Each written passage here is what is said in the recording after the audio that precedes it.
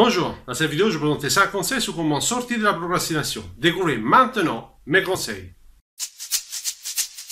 Le premier conseil consiste à utiliser la peur à votre avantage.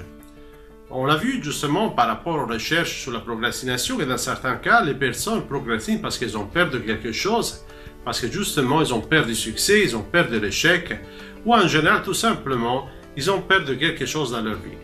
Maintenant, c'est à vous d'aller utiliser la peur à votre avantage.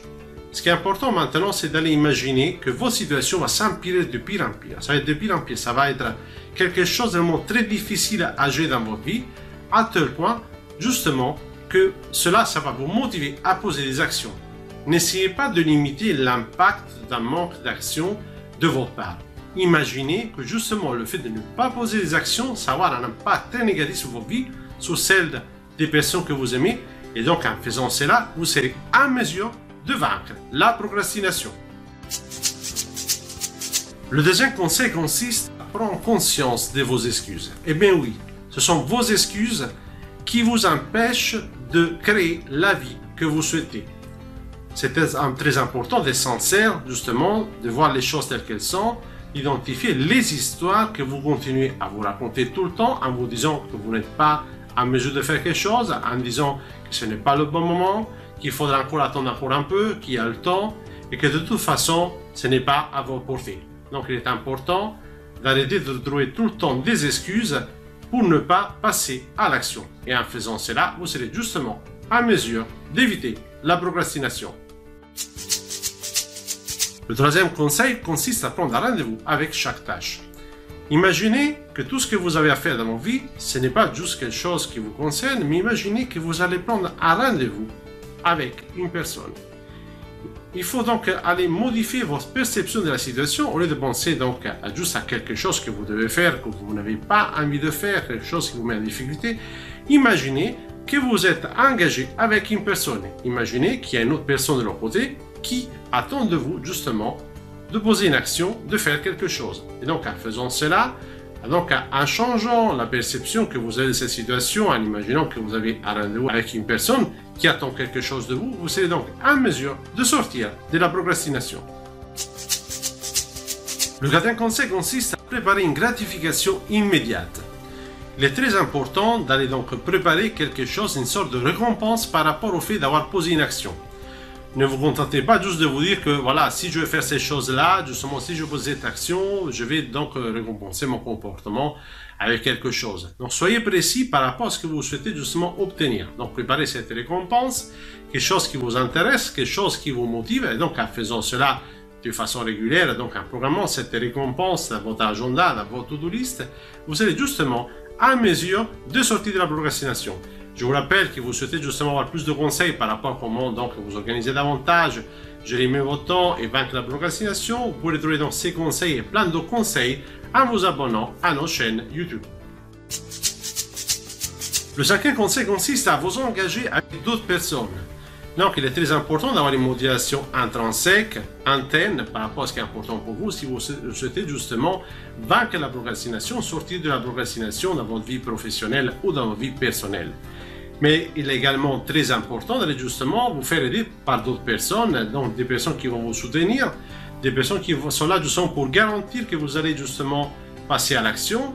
Ça peut être un ami qui a le même objectif, ça peut être justement quelqu'un d'autre, une personne qui est bienveillante par rapport à vous-même, donc qui est là justement pour vous soutenir. Le fait justement d'aller fixer un objectif qui vous concerne, mais également le fait d'avoir quelqu'un d'autre qui est là justement pour vous rappeler que cet objectif il est là, donc il faut justement poser des actions pour l'atteindre, donc vous permettra de sortir de la procrastination. Bonjour, je suis Danilo Gargiulo, coach et formateur, et dans cette vidéo je vais vous présenter 10 conseils pour arrêter de procrastiner.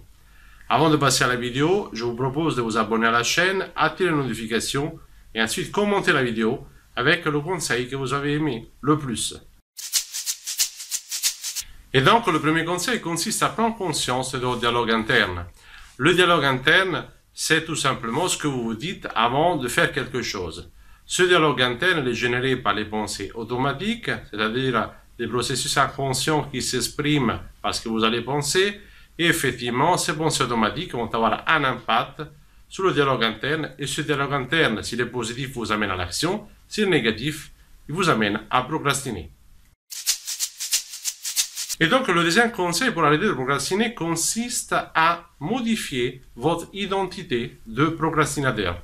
C'est-à-dire que si vous considérez être une personne qui procrastine, le fait de vous identifier comme un procrastinateur, il vous amène à continuer à procrastiner et à ne pas passer à l'action. C'est seulement en modifiant la perception que vous avez de vous-même que vous arriverez à passer à l'action et à dépasser la procrastination. Le troisième conseil pour arrêter de procrastiner consiste à vous focaliser sur les avantages de vos actions. Si vous pensez à tous les inconvénients des actions que vous allez mener, c'est sûr que vous n'allez pas poser des actions. Alors que si vous vous concentrez sur tout ce que vous allez obtenir, sur tout ce que vous allez gagner en passant à l'action, vous serez davantage motivé à passer à l'action et vous serez en mesure de vaincre la procrastination. Et donc, le quatrième conseil pour arrêter de procrastiner consiste à identifier ce qu'on appelle les avantages secondaires. Qu'est-ce que vous allez gagner dans le fait de ne pas passer à l'action? Quels sont les avantages de ne pas passer à l'action? Et ensuite, identifier ces avantages, vous focalisez davantage sur l'avantage plus important, sur ce que vous gagnerez en passant à l'action. C'est encore une fois un autre moyen de vaincre la procrastination.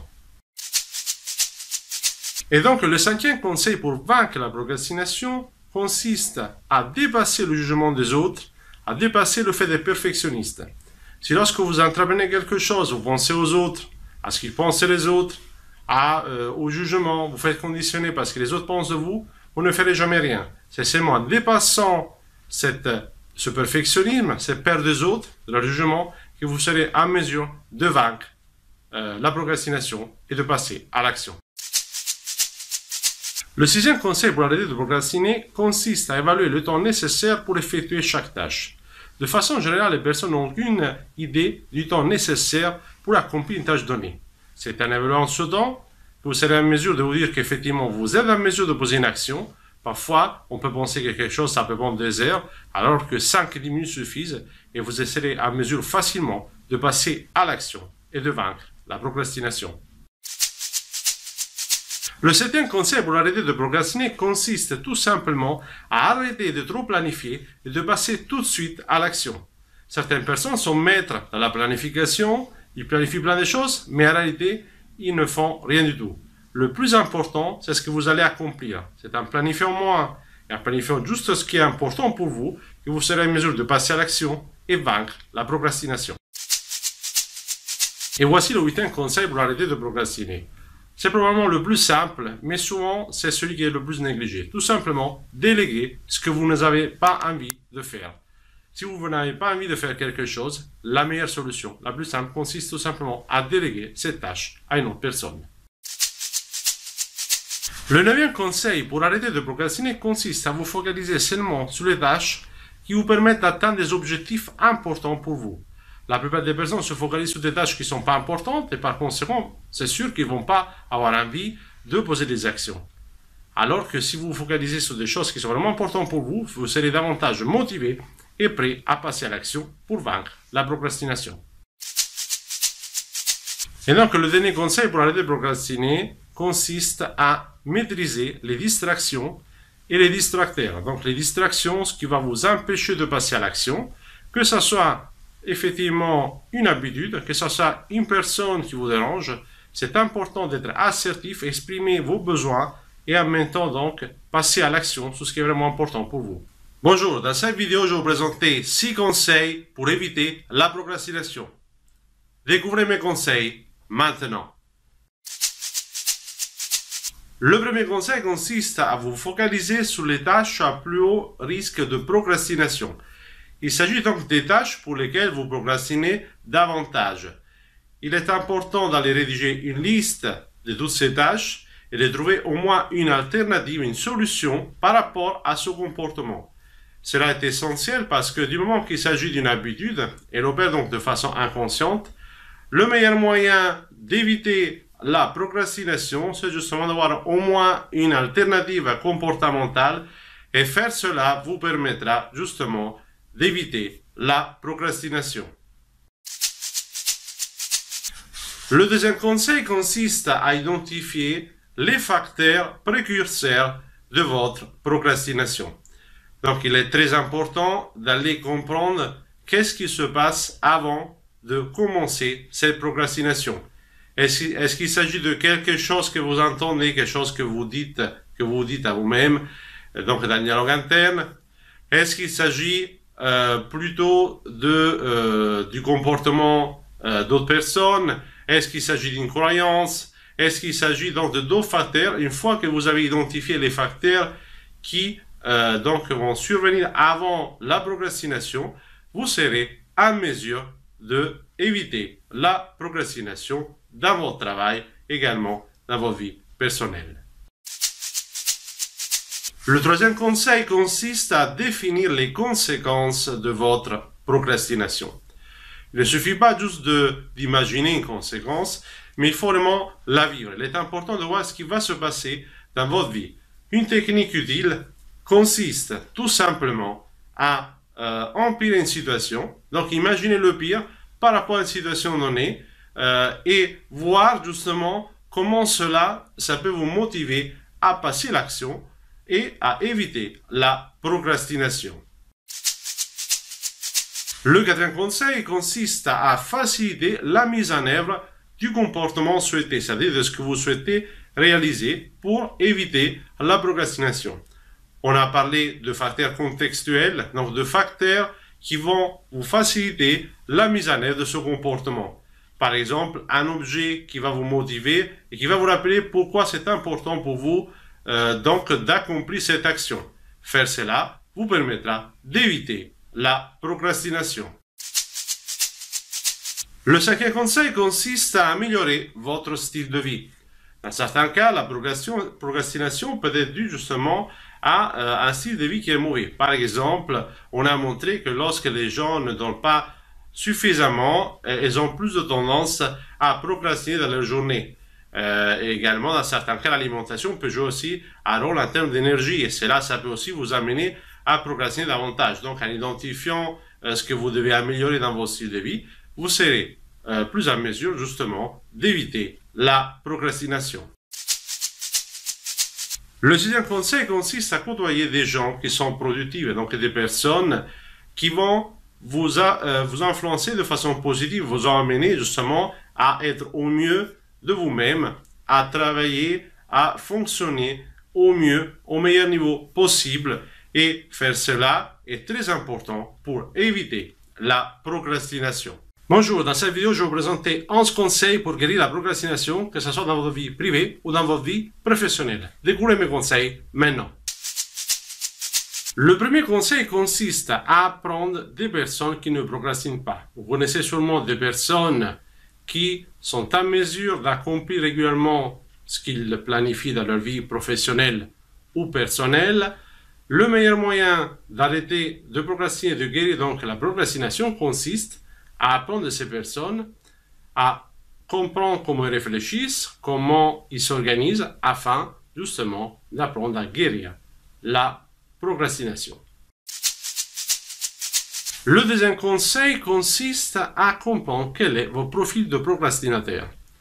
Les études ont montré essentiellement 6 profils de procrastinateur, donc en fonction de votre modalité de procrastination, donc à ce qui va faire en sorte que vous allez procrastiner, vous serez en mesure donc de trouver des solutions pour dépasser et guérir cette procrastination. Le troisième conseil consiste à faire la différence entre procrastination positive et négative. Donc une procrastination négative, c'est lorsque vous décidez de ne pas faire quelque chose et pourtant vous savez qu'il est important d'exécuter une tâche donnée. Et par exemple, vous perdez du temps sur des éléments qui ne sont pas importants, qui n'apportent rien à votre vie. Alors que la procrastination positive, c'est tout simplement lorsque vous décidez de façon intentionnelle justement d'attendre avant de faire quelque chose, parce que vous savez qu'il s'agit donc d'une bonne démarche qui vous permettra d'atteindre davantage de résultats, que ce soit dans votre vie professionnelle ou personnelle. Le quatrième conseil consiste à modéliser votre succès. Tout simplement, vous avez déjà atteint des résultats, vous avez déjà tout simplement réussi à faire quelque chose d'important dans votre vie. Si vous revenez en arrière et vous pensez à ce moment, si vous vous adaptez les mêmes stratégies, vous arriverez sûrement à atteindre les mêmes résultats Et justement, ça sera beaucoup plus facile de guérir la procrastination. Le cinquième conseil consiste à identifier les tâches pour lesquelles vous procrastinez. Vous ne procrastinez pas pour toutes les tâches, mais vous procrastinez souvent pour le même type de tâches. Donc, identifiez ces tâches, essayez de comprendre pourquoi vous procrastinez et essayez de trouver justement une stratégie pour passer à l'action et guérir la procrastination. Le sixième conseil consiste à identifier votre stratégie de procrastination. C'est-à-dire que lorsque vous procrastinez, vous le faites souvent en suivant une certaine procédure. Une façon qui vous est spécifique, une façon de procéder lorsque vous procrastinez. Essayez de comprendre à quel moment vous procrastinez, dans quelle situation, qu'est-ce que vous vous dites, qu'est-ce que vous mettez en place en termes de comportement. Essayez de corriger ce comportement justement pour passer à l'action et guérir la procrastination. Le septième conseil pour guérir la procrastination consiste à prendre conscience de votre vision du passé. C'est-à-dire que lorsque vous avez procrastiné dans le passé, vous avez attribué un sens, une signification à quelque chose que vous n'avez pas accompli. Si vous arrivez à modifier le sens que vous attribuez à cette situation-là, vous arriverez à dépasser la procrastination et à passer à l'action, que ce soit dans votre vie professionnelle ou personnelle. Si par exemple, vous n'avez pas envie d'exécuter une tâche donnée, par exemple au travail ou dans vos vies privées, il vous suffit de simplement d'associer cette tâche à quelque chose que vous aimez. Par exemple, à écouter de la musique. De cette façon, il sera beaucoup plus difficile de procrastiner, il sera beaucoup plus simple de passer à l'action. Le neuvième conseil consiste à vous pardonner par rapport à votre procrastination. Les recherches ont montré en ce sens que les gens qui n'arrivent pas à se pardonner continuent à procrastiner davantage. Alors que lorsqu'on se pardonne pour ses erreurs, il devient beaucoup plus simple de mieux gérer les émotions et donc de passer à l'action pour guérir la procrastination. Le deuxième conseil consiste à arrêter d'être perfectionniste. Si vous êtes quelqu'un qui essaye toujours d'aller vers la perfection, qui n'est jamais content de ce qu'il a accompli, qui cherche toujours des défauts, c'est sûrement l'une des raisons pour lesquelles vous procrastinez. Les recherches ont montré de façon très forte que les personnes qui procrastinent sont souvent des personnes qui sont perfectionnistes. Donc, si vous souhaitez guérir votre procrastination, vous devez apprendre à gérer l'imperfection, à accepter l'imperfection sur le court terme. Vous pourrez toujours vous améliorer par la suite, mais c'est justement l'une des meilleures façons de guérir la procrastination. Le 11e conseil consiste à garder le rythme. Tout simplement, cela consiste à être extrêmement organisé, avoir toujours des choses que vous souhaitez accomplir qui sont importantes pour vous et sont liées à vos objectifs les plus importants de l'année. Car les recherches ont montré que les personnes qui ont davantage de tâches et qui s'organisent pour le mieux sont moins exposées à la procrastination. Quel est votre conseil préféré? Commentez cette vidéo avec le conseil que vous avez aimé le plus. Je vous remercie et je vous dis à la prochaine vidéo sur le site international coachingsolutions.fr.